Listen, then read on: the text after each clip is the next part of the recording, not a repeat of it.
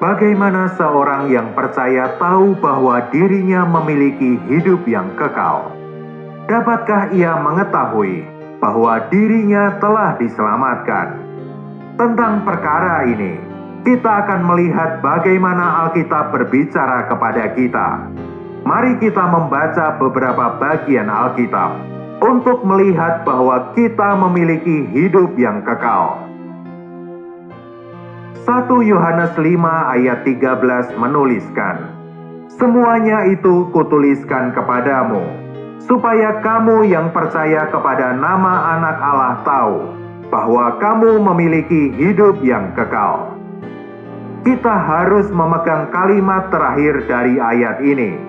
Kalimat ini bukan menunjukkan tentang sebuah harapan, melainkan dengan jelas mengatakan, kita perlu tahu bahwa kita memiliki hidup yang kekal. Surat ini ditujukan kepada mereka yang percaya kepada nama Anak Allah, yaitu Kristus Yesus. Yohanes menulis kepada orang-orang yang percaya kepada Yesus Kristus bahwa mereka memiliki hidup yang kekal. Tujuan Yohanes dalam menulis ini adalah untuk membuat mereka yang percaya kepada nama Anak Allah tahu bahwa mereka memiliki hidup yang kekal. Di dalam Kisah Para Rasul pasal 13 ayat 38 sampai 39 dituliskan, "Jadi ketahuilah hai saudara-saudara, oleh karena dialah maka diberitakan kepada kamu pengampunan dosa, dan di dalam dialah setiap orang yang percaya memperoleh pembebasan dari segala dosa yang tidak dapat kamu peroleh dari hukum Musa." Ayat ini tidak dibuka dengan kalimat, "Saudara-saudara berharaplah," atau "Saudara-saudara kamu harus percaya," melainkan "Jadi ketahuilah hai saudara-saudara." Ayat ini tidak mengatakan tentang suatu harapan atau tentang sesuatu yang perlu dipercaya, melainkan sesuatu yang harus diketahui. Dapatkah kita tahu bahwa kita telah dibenarkan dan diampuni? Rasul Paulus mengatakan bahwa kita bisa. Dia berkata bahwa kita harus tahu bahwa kita sudah dibenarkan dan diampuni. Mereka yang percaya harus tahu tentang hal ini. Bagaimana kita dapat tahu bahwa kita memiliki hidup yang kekal dan diselamatkan? Pertama, kita harus tahu bagaimana seseorang dapat memiliki hidup yang kekal. Bila kita mengerti jalan pembenaran dan pengampunan dosa, kita akan mengerti apakah kita telah melalui jalan itu. Bila kita melalui jalan itu, kita memiliki hidup kekal. Bila tidak, kita tidak memiliki hidup kekal. Kita akan melihat jalan untuk memperoleh hidup yang kekal.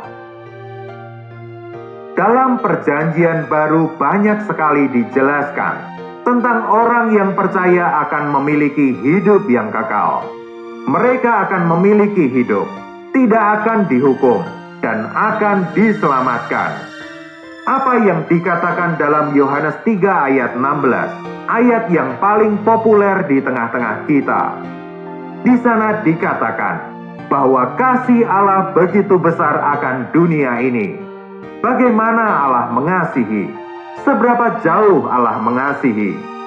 Allah mengasihi sampai Ia telah memberikan anaknya yang tunggal. Allah sudah memberikan anaknya yang tunggal untuk dunia. Dan Yesus Kristus telah mati untuk orang berdosa. Yesus Kristus telah menggenapkan pekerjaan penebusan. Lalu apa yang terjadi setelah ini?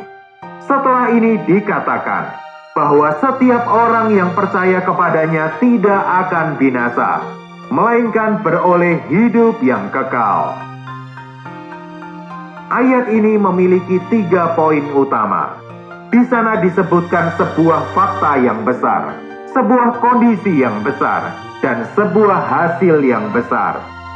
Fakta besarnya adalah Allah telah mengirimkan Yesus, putra tunggalnya ke dunia, untuk menebus dan menjadi juru selamat mereka.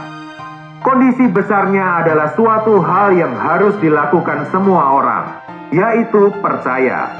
Dan hasil besarnya benar-benar baik, sesuatu yang tidak pernah dipikirkan manusia, yaitu setiap orang yang percaya tidak binasa, melainkan beroleh hidup yang kekal.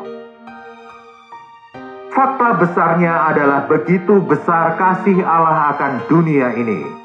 Begitu besarnya kasih Allah, sampai Dia memberikan anaknya yang tunggal untuk dunia ini, untuk mati disalibkan bagi dosa-dosa manusia, dan menyelamatkan orang berdosa. Ini adalah fakta besar itu. Tidak ada yang lebih besar dan lebih benar dari hal ini. Sekarang ada sebuah kondisi besar, sebuah kondisi yang harus dipenuhi. Sebuah tuntutan yang diletakkan di hadapan setiap manusia. Manusia harus memenuhi kondisi ini. Apakah kondisinya? Kondisinya adalah setiap orang harus percaya bahwa Allah telah menggenapkan suatu fakta dan harus percaya dalam apa yang digenapkan Allah. Kondisi khusus ini adalah sesuatu yang setiap orang harus penuhi. Fakta besar itu digenapkan oleh Allah, dan kondisi besar itu untuk dilakukan manusia.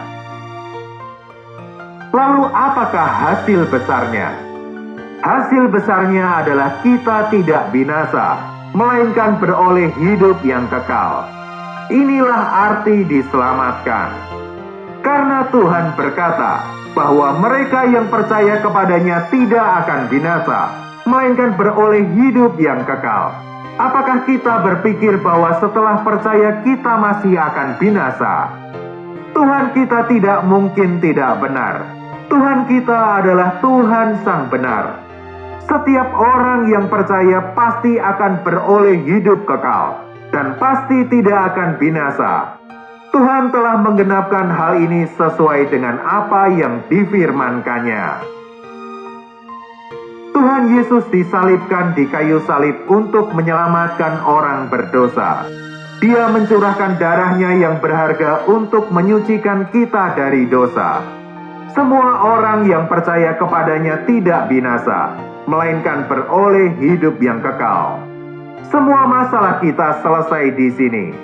Hari ini saya hanya bertanya kepada Anda, apakah Anda percaya kepada Yesus? Semua orang yang percaya memiliki hidup yang kekal. Bila seseorang tidak mengerti cara untuk diselamatkan, dia pun tidak dapat mengerti apakah dirinya telah diselamatkan atau tidak.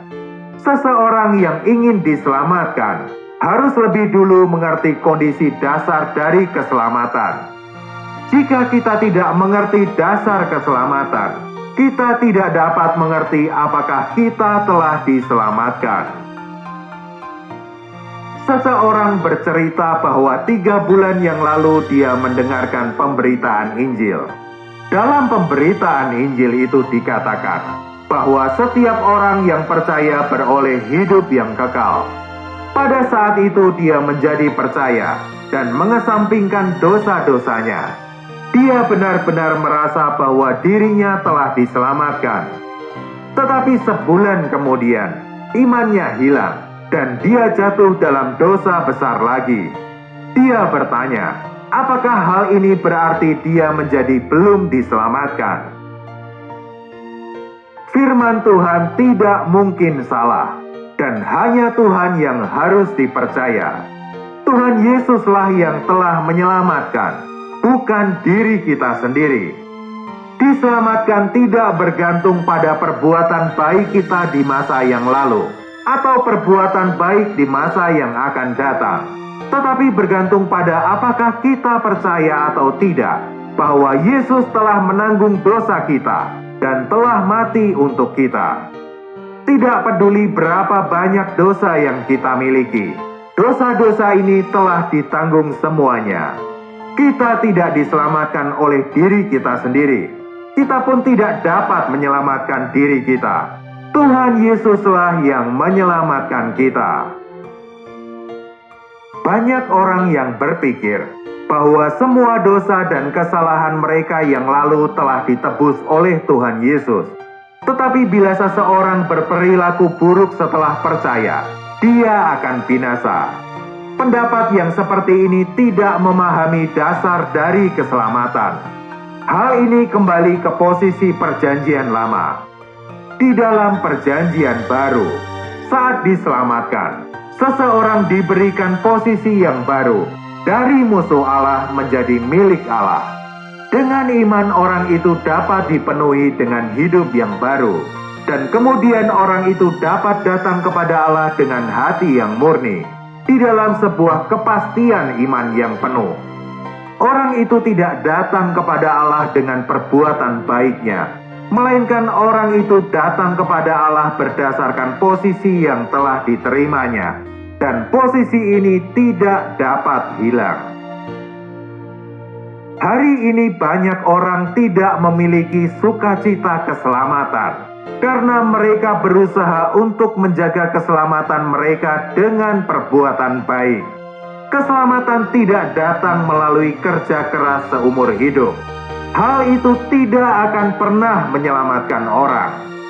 Bila kita bertanya kepada orang yang benar-benar diselamatkan tentang bagaimana dia dapat diselamatkan, orang itu pasti menjawab, "Tuhan Yesuslah yang menyelamatkan saya. Saya tidak mampu menyelamatkan diri saya sendiri. Semuanya anugerah Tuhan." Hanya orang seperti ini yang dapat memiliki sukacita keselamatan. Tuhan memberkati.